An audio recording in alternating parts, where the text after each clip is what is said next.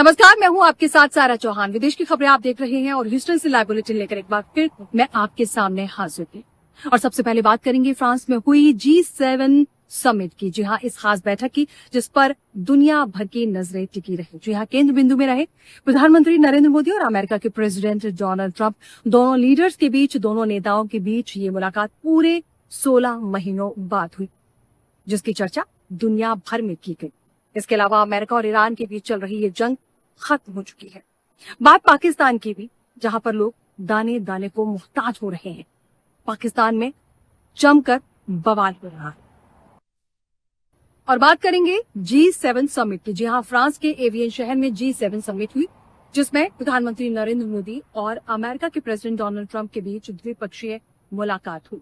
जी हां, लंबे वक्त बाद ये मुलाकात हुई, पूरे 16 महीनों बाद। इससे पहले प्रधानमंत्री नरेंद्र मोदी ने अमेरिका का दौरा किया था फरवरी 2025 में, और उसके बाद अब ये मुलाकात प्रधानमंत्री नरेंद्र मोदी और अमेरिका के प्रेसिडेंट डोनाल्ड ट्रंप के बीच में। इस मुलाकात में अमेरिका के प्रेसिडेंट डोनाल्ड ट्रंप ने प्रधानमंत्री नरेंद्र मोदी को टफ नेगोशिएटर बताया और ये भी कहा कि अगर भारत पर हमला होता है प्रधानमंत्री नरेंद्र मोदी के रहते हुए, तो वो उसका बचाव करेंगे। ठीक 16 महीने बाद मोदी ट्रंप की मुलाकात। फ्रांस में मिले हाथ, शांति पर हुई बात। भारत पर आया संकट तो दोस्ती निभाएंगे ट्रंप। विश्व शांति पर ट्रंप का चैप्टर, मोदी एक टफ नेगोशिएटर। फ्रांस के एवियन शहर में आयोजित G7 शिखर सम्मेलन में प्रधानमंत्री नरेंद्र मोदी और अमेरिकी राष्ट्रपति डोनाल्ड ट्रंप के बीच 16 महीने बाद द्विपक्षीय बैठक हुई। इस दौरान ट्रंप ने सारी तल्खियां मिटाते हुए भारत के समर्थन में बड़ा बयान दिया। उन्होंने कहा, अगर प्रधानमंत्री नरेंद्र मोदी के रहते भारत पर कोई हमला होता है तो अमेरिका उसकी मदद के लिए साथ खड़ा रहेगा। इस दौरान उन्होंने भारतीय प्रधानमंत्री की तारीफ करते हुए उन्हें एक बेहद सख्त वार्ताकार बताया। ट्रंप ने कहा कि पीएम मोदी दिखने में शांत है, लेकिन वार्ता में बेहद सख्त है। तो वही पीएम मोदी ने अपने संबोधन में पश्चिमी एशिया में शांति स्थापित करने के लिए राष्ट्रपति डोनाल्ड ट्रंप के प्रयासों का स्वागत किया और क्षेत्र में स्थायी शांति की उम्मीद जताई। साथ ही होर्मुज की नाकेबंदी के कारण वैश्विक अर्थव्यवस्था पर पड़ने वाले दुष्प्रभाव और भारतीय नाविकों पर हमले का मुद्दा भी उठाया। एक्सेलेंसी, हम हमेशा कहते रहे हैं कि फ्रीडम ऑफ नेविगेशन सुनिश्चित होना चाहिए और इस पर हम सब ने मिलकर के बल देना चाहिए। India has consistently emphasized the importance of ensuring freedom of navigation, and we should work together and place a particular emphasis on that. Excellency, आप जानते हैं कि मैरीटाइम ट्रेड की दुनिया में भारत के लाखों सी फेरर्स आज दुनिया के अलग अलग समुद्र में अपनी सेवाएं दे रहे हैं, विश्व की प्रगति में बहुत बड़ा योगदान दे रहे हैं। और मैं समझता हूं कि उनकी सुरक्षा भी उतना ही महत्वपूर्ण है। Mr. President, you are aware across the world, Indian seafarers in hundreds of thousands are working and they're performing their duties across global maritime trade routes, including the Strait of Hormuz, and their safety is of utmost importance to us. Excellency, समझौते के लिए शांति के प्रयासों में आपने भरपूर प्रयास किया है। मुझे पूरा विश्वास है कि समझौते में सीफेरर की सुरक्षा भी सुनिश्चित होगी और उसको प्राथमिकता मिलेगी। Mr. President, you made tremendous efforts towards reaching this understanding and this agreement, and I'm confident that the issue of seafarers will receive the highest priority during the implementation of this agreement. Excellency, मैं फिर एक बार पश्चिम Asia में शांति बहाल कराने के आपके भरसक प्रयासों का मैं पूरी प्रशंसा करता हूं और आपका अभिनंदन करता हूं। G7 मीटिंग में हिस्सा लेने फ्रांस पहुंचे पीएम मोदी ने ट्रंप से पहले यूएई के राष्ट्रपति शेख मोहम्मद बिन जायद, ब्रिटेन के पीएम कीर स्टारमर, कनाडा के पीएम मार्क कार्नी, जर्मनी के चांसलर फ्रेडरिक मर्ज, इटली की पीएम मेलोनी और ब्राजील के राष्ट्रपति लूला डी सिल्वा से भी मुलाकात की। इस दौरान कनाडा के पीएम के साथ बातचीत में फ्री ट्रेड एग्रीमेंट का जिक्र हुआ। साथ ही मार्क कार्नी ने पीएम मोदी को कनाडा आने का न्योता भी दिया। G7 यानी कि ग्रुप ऑफ 7 दुनिया के उन 7 देशों का समूह है जिन्हें दुनिया की मॉडर्न इकोनॉमी वाला देश कहा जाता है। इनमें America, France, Britain, Japan, Italy, Canada और जर्मनी शामिल है। इसकी शुरुआत 1975 में G6 के रूप में हुई थी। 1976 में कनाडा से जुड़ने के बाद ये G7 बन गया। 1998 में रूस को शामिल कर इसका नाम G8 कर दिया गया, लेकिन 2014 में यूक्रेन के क्रीमिया क्षेत्र पर रूस ने कब्जे के बाद उसे समूह से बाहर कर दिया गया। इसके बाद ये फिर G7 कहलाने लगा। हालांकि भारत G7 का सदस्य नहीं है, लेकिन दुनिया की प्रमुख अर्थव्यवस्था और महत्वपूर्ण वैश्विक भूमिका के कारण उसे अक्सर विशेष आमंत्रित देश यानी कि गेस्ट नेशन के रूप में बुलाया जाता है। आमतौर पर भारत के प्रधानमंत्री को समिट का न्योता मिलता है। G7 शिखर सम्मेलन में प्रधानमंत्री नरेंद्र मोदी और ट्रंप की मुलाकात हुई है। बातचीत के दौरान ट्रंप ने कहा कि जिस तरीके से प्रधानमंत्री नरेंद्र मोदी के साथ वो सदैव खड़े हैं और अगर आने वाले समय में भारत पर कोई हमला करता है तो अमेरिका उनके साथ खड़ा नजर आएगा। प्रधानमंत्री नरेंद्र मोदी के साथ रिश्तों का जिक्र करते हुए उन्होंने प्रधानमंत्री नरेंद्र मोदी की जमकर तारीफ की और कहा कि प्रधानमंत्री बहुत अच्छा काम कर रहे हैं और उनके भारत के साथ रिश्ते अच्छे हैं। प्रधानमंत्री देश के प्रति अपने देश के लोगों से प्यार करते हैं, लेकिन वो अमेरिका के लोगों से भी प्यार करते हैं। बहरहाल इन तमाम राजनीतिक आजमाइशों के बीच विपक्ष प्रधानमंत्री नरेंद्र मोदी पर नाविकों के मुद्दे पर सवाल न पूछने का आरोप लगाता नजर आ रहा है, लेकिन देखना यही होगा कि इस विवाद के बीच जहां एक तरफ प्रधानमंत्री नरेंद्र मोदी और ट्रंप के रिश्तों की खटास की बात निकलकर सामने आ रही थी, जो 6 तस्वीरें अभी G7 सम्मेलन से बाहर आई हैं, वो तस्वीरें इस वक्त इस बात की गवाही दे रही हैं कि हाल फिलहाल में अमेरिका और भारत के संबंध कुछ हद तक बेहतर होते नजर आ रहे हैं। सहयोगी दीपक मंडल के साथ केशव मिश्रा, हिंदी खबर, दिल्ली। आगे बढ़ते हैं। अमेरिका और ईरान के बीच चल रही जंग खत्म हो चुकी है। अब जी हाँ, लंबे वक्त से ये जंग चल रही थी और दुनिया भर की नजरें इस जंग पर टिकी हुई थी कि आखिर ये जंग कब खत्म होगी। और आखिरकार अमेरिका के प्रेसिडेंट डोनाल्ड ट्रंप और ईरान के प्रेसिडेंट मसूद पेज़ेश्कियान ने MOU पर समझौते पर साइन कर दिए हैं और ये समझौता तत्काल प्रभाव से लागू हो चुका है। इस जंग के खत्म होने के बाद इसे एक बड़ी कूटनीतिक कामयाबी माना जा रहा है। ट्रंप का सरेंडर, ईरान धुरंधर, US Iran deal done, middle east में वॉर खत्म, MOU पर हस्ताक्षर, होर्मुज में खत्म टेरर। अमेरिकी राष्ट्रपति डोनाल्ड ट्रंप और ईरान के राष्ट्रपति मसूद पेज़ेश्कियान ने दोनों मुल्कों के बीच कई महीनों में चल रही जंग को खत्म करने के लिए MOU पर औपचारिक रूप से हस्ताक्षर कर दिए हैं।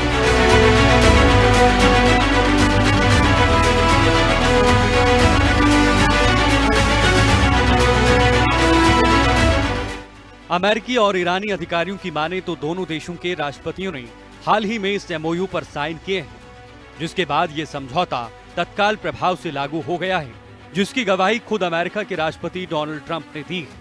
अमेरिकी अधिकारी के मुताबिक राष्ट्रपति ट्रंप ने फ्रांस के पैलेस ऑफ वर्सलिस में मैक्रों के साथ डिनर के दौरान अमेरिका ईरान एग्रीमेंट की हार्ड कॉपी पर भी आधिकारिक रूप से हस्ताक्षर कर दिए। साइन किए गए एग्रीमेंट की कॉपी ईरान और मध्यस्थता कर रहे देशों को भी भेज दी गई है। इससे पहले अमेरिकी उपराष्ट्रपति JD वेंस और ईरान के मुख्य वार्ताकार मोहम्मद बाकीर गालिबाफ ने MOU पर इलेक्ट्रॉनिक रूप से साइन किए थे।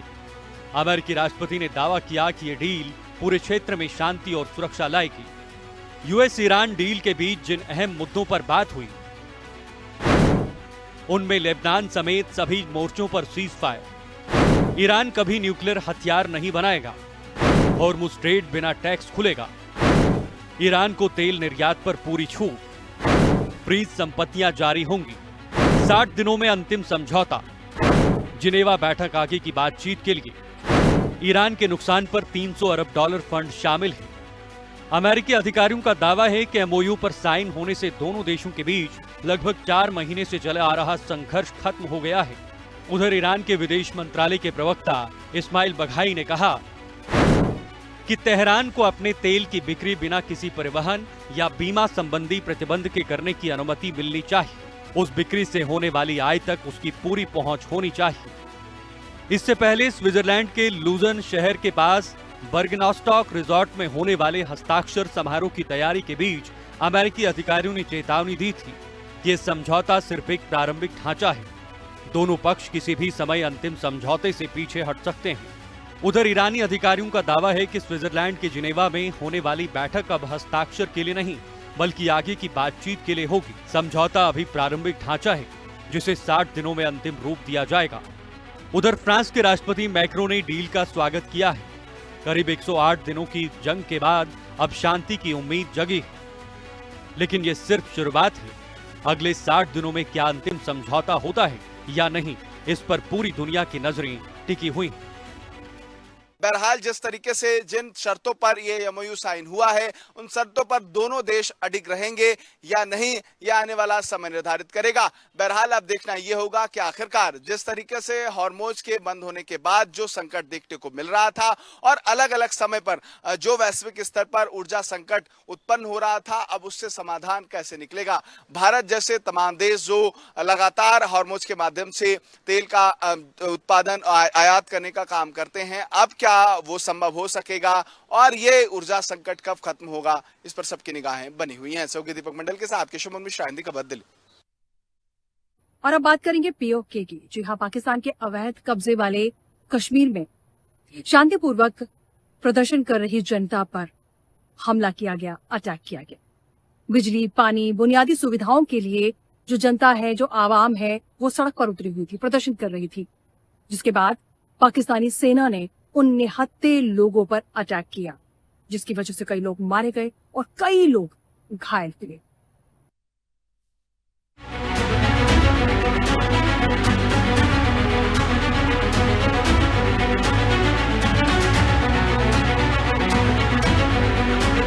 पाकिस्तान का हो रहा है विरोध भारी, गिलगिट में अवैध चुनाव की तैयारी।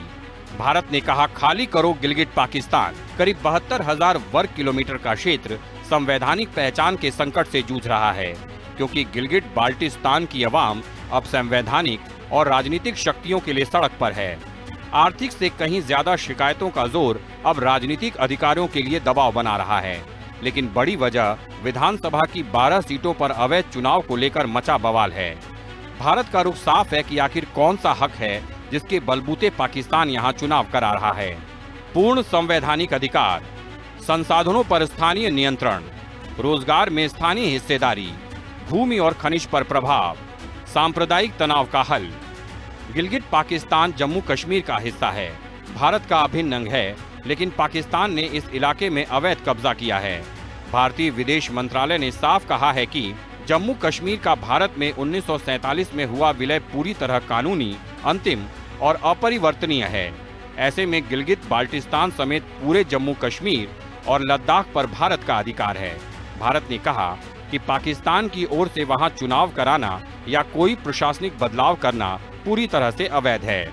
इसका सीधा मतलब ये हुआ कि पाकिस्तान की ओर से गिलगित में चुनाव कराए जाने वाला चुनाव फरेब है, अपनी नाकामी को छुपाने की कोशिश है। पाकिस्तान का एजेंडा ये है कि 5वां प्रांत बनाने की चाहत, पीओके पर पूरे कब्जे की कोशिश, गिलगित बाल्टिस्तान को सीमित अधिकार, पाक हुकूमत के पास सारी शक्ति, प्रदर्शनों पर कड़ा सुरक्षा एक्शन। यानी पाकिस्तान ने वहां के लोगों को सिर्फ ठगा है, उन्हें वो पूरी तरह से पाकिस्तान का नागरिक भी नहीं मानता है। पाकिस्तान पीओके में हालात लगातार बिगड़ रहे हैं। जॉइंट अवामी एक्शन कमेटी यानी JAAC पर प्रतिबंध लगाने के बाद बड़े पैमाने पर विरोध प्रदर्शन शुरू हो गए हैं। प्रदर्शनकारियों और सुरक्षा बलों के बीच हुई झड़पों में 20 लोगों की मौत हो चुकी है, जबकि 70 से अधिक लोग घायल हैं। रॉयटर्स की रिपोर्ट के मुताबिक ये हिंसा रावलाकोट शहर में उस समय शुरू हुई जब JAAC के समर्थक एक अस्पताल की मोर्चरी के बाहर इकट्ठा हुए थे। वहां एक कार्यकर्ता का शव रखा गया था, जिसकी पहले हुई गोलीबारी की घटना में मौत हो गई थी। इसी दौरान प्रदर्शनकारियों और सुरक्षा बलों के बीच टकराव हो गया। पीओके में पिछले हफ्ते आतंकवाद रोधी कानून के तहत JAAC को प्रतिबंधित संगठन घोषित कर दिया गया था। इसके बाद पुलिस और अर्धसैनिक बलों ने संगठन से जुड़े लोगों को हटाने की कोशिश की, जिससे स्थिति तनावपूर्ण हो गई। हिंसा में 4 पुलिसकर्मियों और एक राहगीर की मौत हुई। इसके बाद सुरक्षा बलों की कार्रवाई में 6 प्रदर्शनकारियों की मौत हुई। कई लोगों को गिरफ्तार भी किया गया है। हालांकि स्थानीय लोगों और JAAC समर्थकों का कहना है कि मरने वाले नागरिकों की संख्या सरकारी आंकड़ों से ज्यादा हो सकती है। दरअसल इसके अलावा JAAC लंबे समय से महंगाई, बिजली की कमी, बेरोजगारी, खराब प्रशासन और राजनीतिक उपेक्षा जैसे मुद्दों पर भी आवाज उठा रहा है। पिछले 2 वर्षों में संगठन ने आटा और बिजली की बढ़ती कीमतों के खिलाफ कई बड़े प्रदर्शन किए हैं। ब्यूरो रिपोर्ट, हिंदी खबर। और अब मैं आपको ले चलती हूँ अमेरिका की शिकागो, जहां पर स्वामी विवेकानंद की दूसरी प्रतिमा का अनावरण किया गया। इंडियन कॉन्सुलेट में यह भव्य कार्यक्रम हुआ जिसमें बड़ी संख्या में लोग मौजूद थे। आपको बता दें कि राजदूत विनय मोहन क्वात्रा ने स्वामी विवेकानंद की प्रतिमा का अनावरण किया।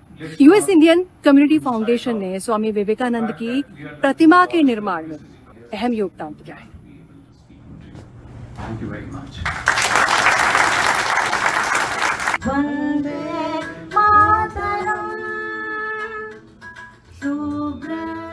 If the soul is potentially divine, and if we are manifesting that divinity, how we can manifest the divinity?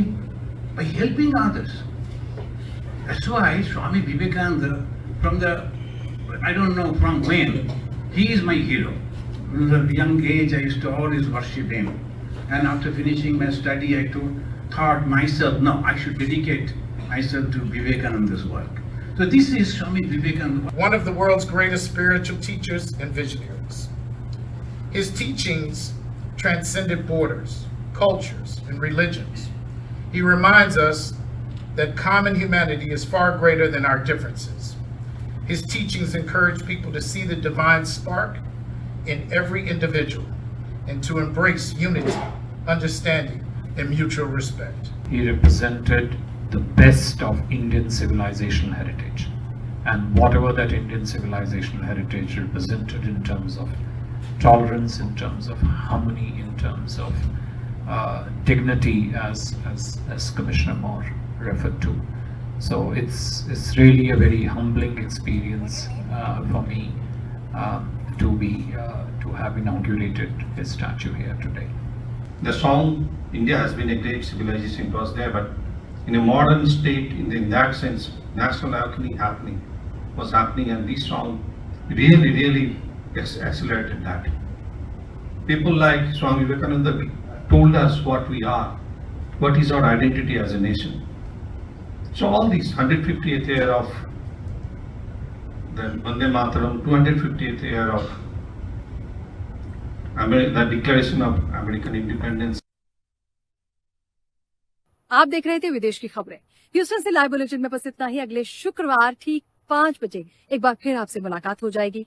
दुनिया भर की तमाम बड़ी खबरें लेकर एक बार फिर मैं आपके सामने हाजिर हो जाऊंगी। आप देखते रहिए तब तक हिंदी खबर। नमस्कार।